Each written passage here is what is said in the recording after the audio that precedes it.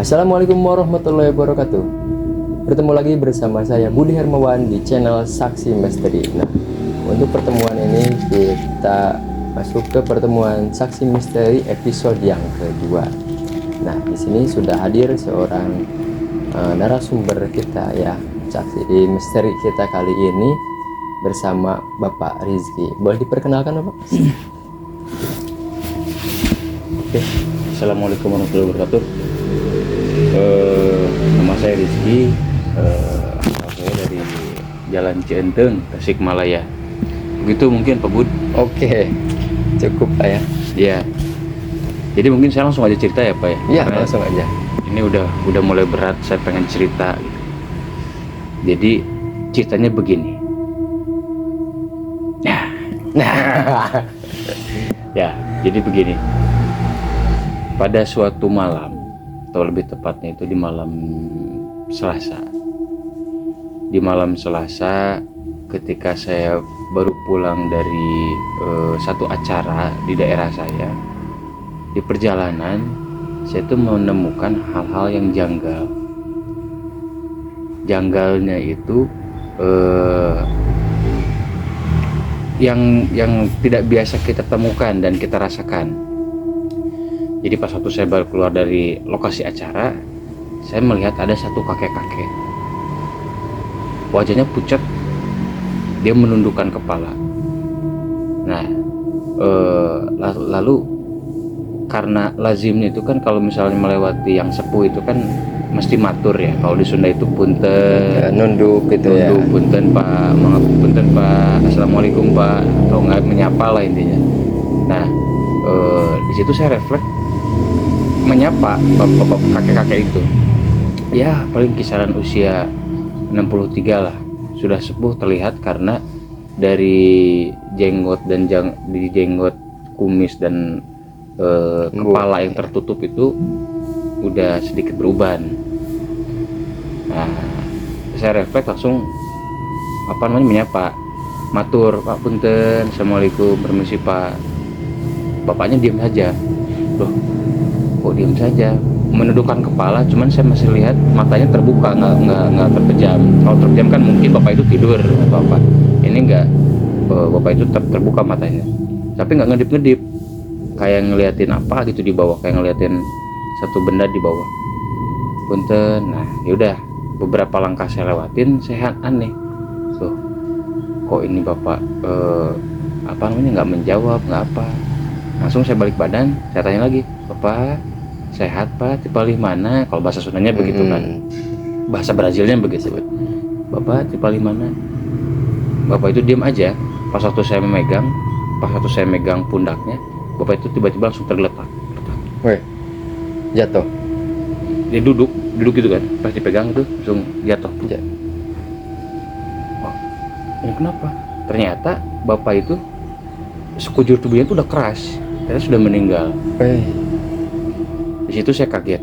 Loh, loh kok tubuh bapak keras? Saya mau minta tolong, kok mendadak di lingkungan ini nggak ada siapa-siapa? Padahal saya baru pulang acara.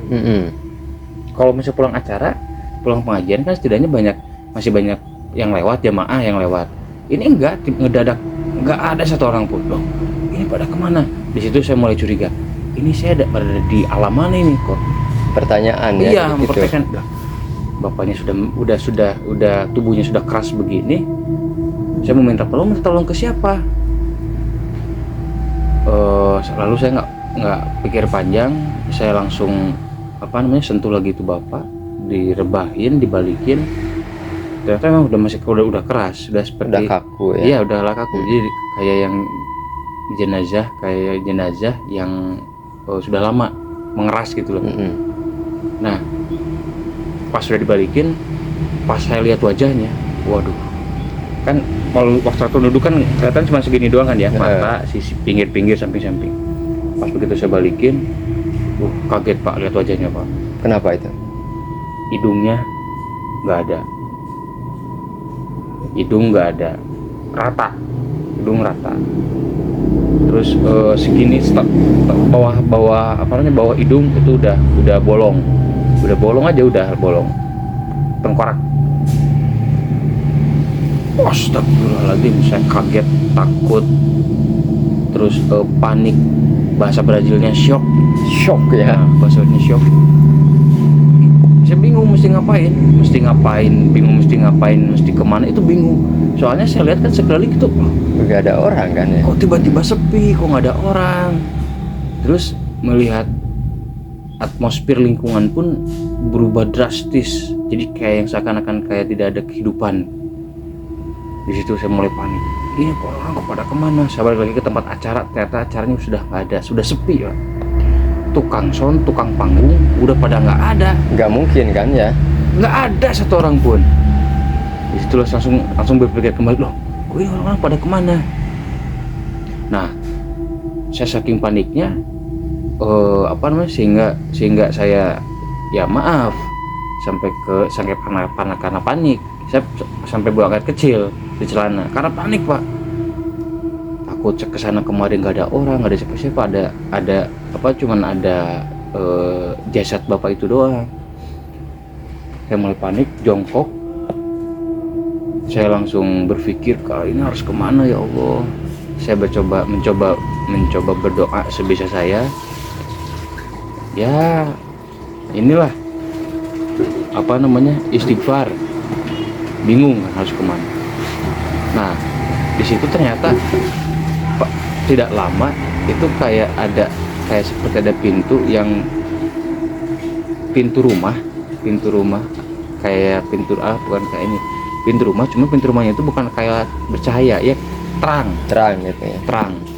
terang, tapi terangnya tidak terang mengkilap, cuma terang aja. Itu pintu lebih mencolok daripada pintu-pintu rumah yang lain karena itu terangnya begitu gitu loh Ya. Nah, saya refleks dengan harapan di rumah itu ada orang.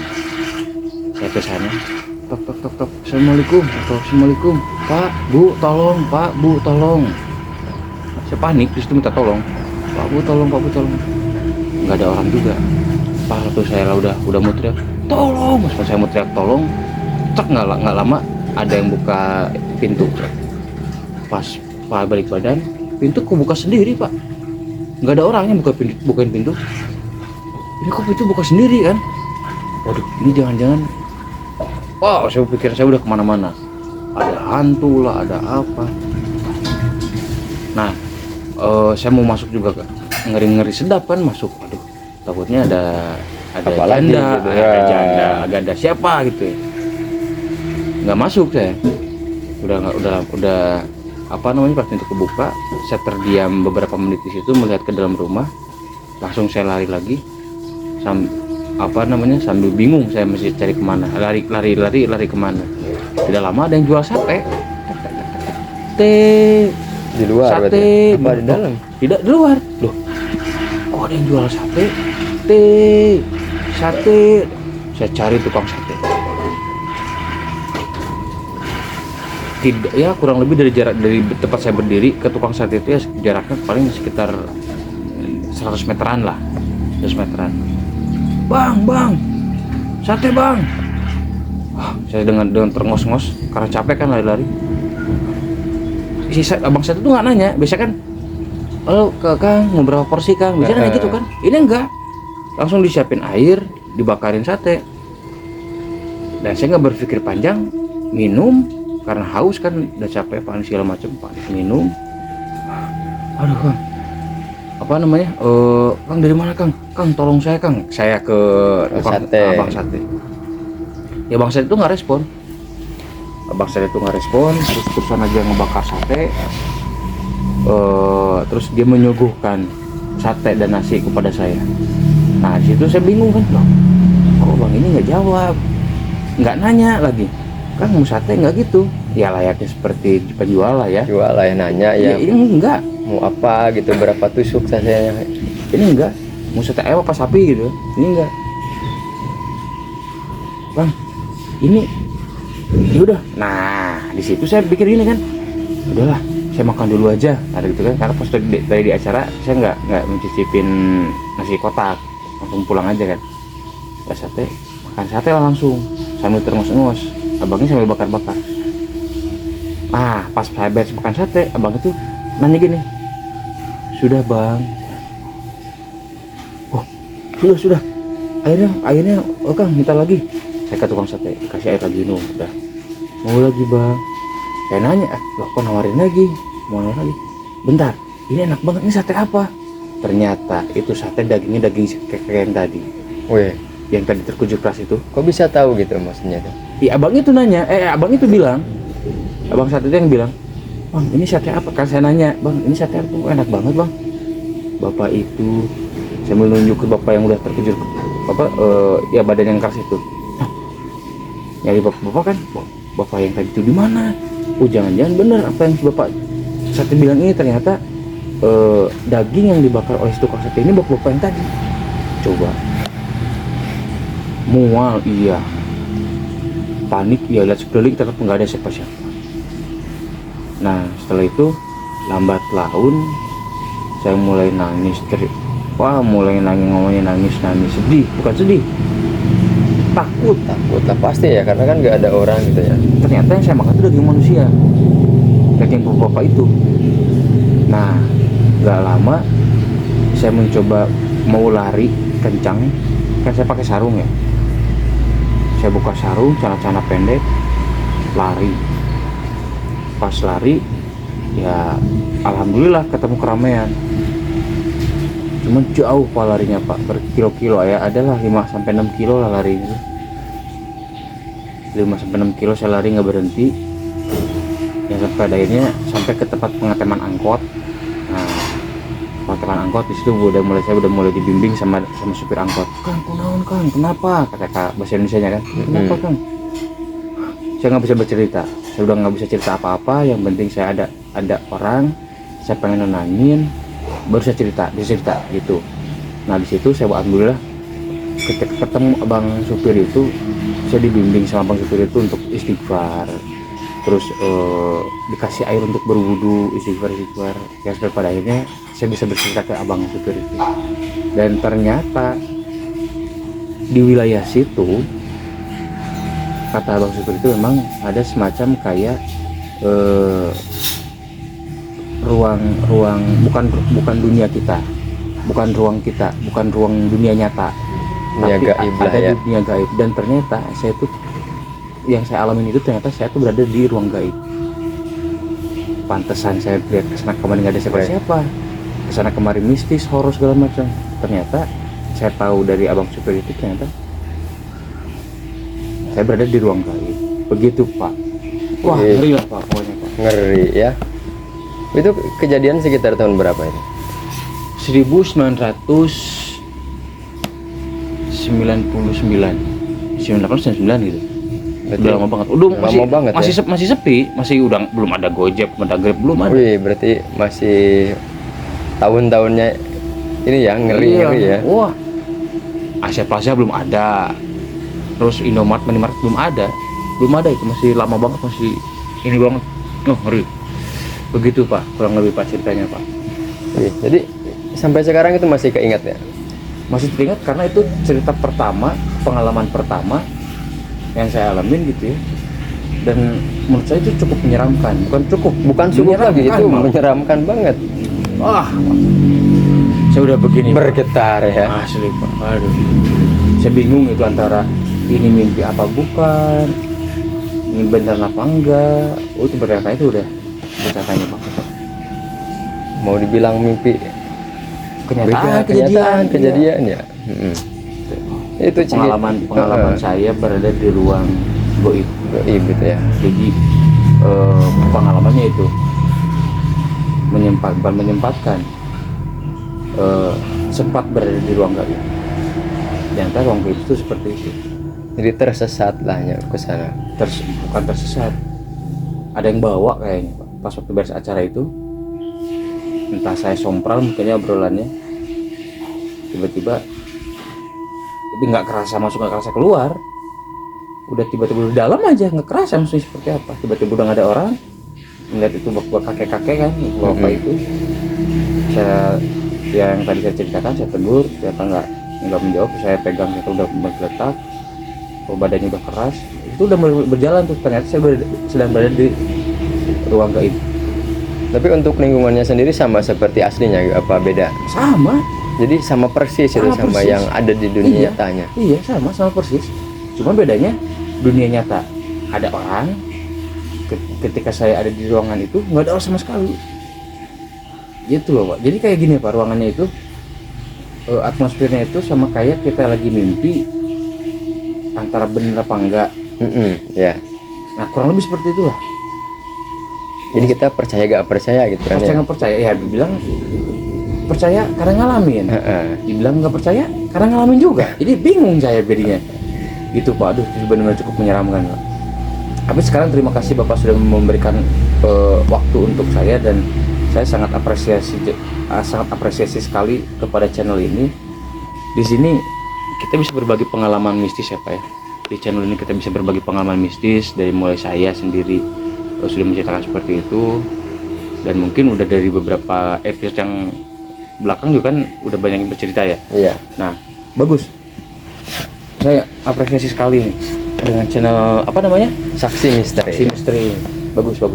Jangan lupa subscribe ya. Oke, jangan lupa subscribe. Subscribe, guys. Jangan lupa, guys. Nah, itu berarti kisah yang sangat mengerikan lah ya. Bagi saya itu sangat mengerikan, horor banget ya istilahnya yang dialami oleh Bapak Rizky ini ya. Kalau saya sendiri gitu ya masuk misalkan ke dunia gaib kayak gitu, mungkin kuat, mungkin juga enggak kuat gitu ya. Entah bisa keluar ataupun enggak gitu ya. Itu pasti akan jadi trauma tersendiri ya. Iya, Pak. Tapi alhamdulillahnya itu setelah kejadian itu memang beberapa bulan setelah itu ada sedikit trauma ke saya ya. Traumanya itu saya nggak bisa sendiri, nggak mau gelap. Jadi kalau misalnya mau menjelang maghrib itu saya tuh gelisah karena nggak mau nemuin gelap, nggak mau nemuin malam lah. Di rumah pun kalau tidur itu nggak boleh mati lampunya, Dinyalain. nyala. Iya. Dan saya nggak pernah tidur sendiri setelah itu nggak pernah tidur sendiri, takut ya. Nah, di situ tuh berjalan beberapa bulan berjalan rasa trauma. Terus saya ikut kajian keagamaan, terus sambil dibimbing oleh apa namanya,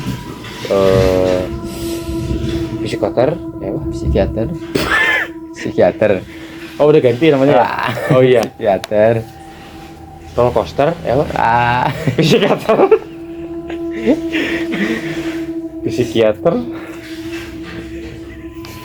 Jadi konsultasi gitu ya. enggak konsultasi.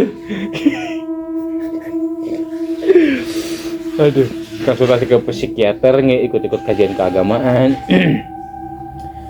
Ngobrol juga, konsultasi juga ke guru ngaji ya. Setelah melewati tahap itu ya alhamdulillah saya udah mulai berjalan normal kembali. Begitu, Pak. Alhamdulillah. Sampai sekarang alhamdulillah tidak pernah mengalami hal yang sama seperti dulu, karena mungkin sekarang keinginan konsentrasi dalam berdoa itu sekarang lebih tajam mungkin ya dibanding dulu. Kan dulu kan masih ABG lah. Kalau sekarang karena sudah mulai beranjak ke dewasa, bukan dewasa sih, udah dewasa mungkin ya. Jadi ya dari pengalaman itulah mulai saya mencoba untuk bisa selalu pengen berdoa, bisa berdoa khusyuk. Nah itu alhamdulillah. Jadi dengan mendekatkan diri kita dengan cara berdoa atau menjalankan ibadah-ibadah, mendekatkan diri kita kepada Allah Sang Maha Pencipta, itu sangat luar biasa. Ya, itu berarti hikmah di balik kejadian tersebut ya. Itu. Gitu, Pak. Nah, mungkin kurang lebih sih cerita saya, pengalaman saya seperti itu, Pak. Ya, bagi teman-teman yang mempunyai pengalaman mistis, bisa hubungin kami, bisa kontak Pak Budi Hermawan. Barangkali teman-teman mau jadi narasumbernya, boleh silakan. Ini channel yang sangat bagus, menceritakan mistis, pengalaman di setiap orang.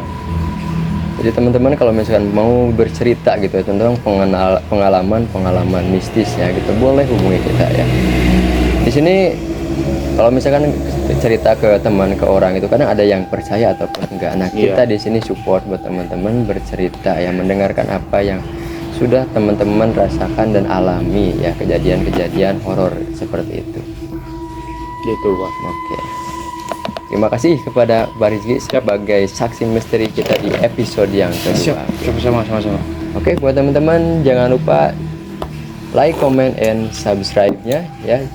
Dan jangan lupa juga aktifkan lonceng dan notifikasinya biar nanti kita bisa memberitahukan kalau misalkan kita ada upload video-video terbaru. Oke, Siap. Terima kasih Pak. terima kasih. Ya. Oke. Kita tutup acara ini. Wassalamualaikum warahmatullahi wabarakatuh. Waalaikumsalam.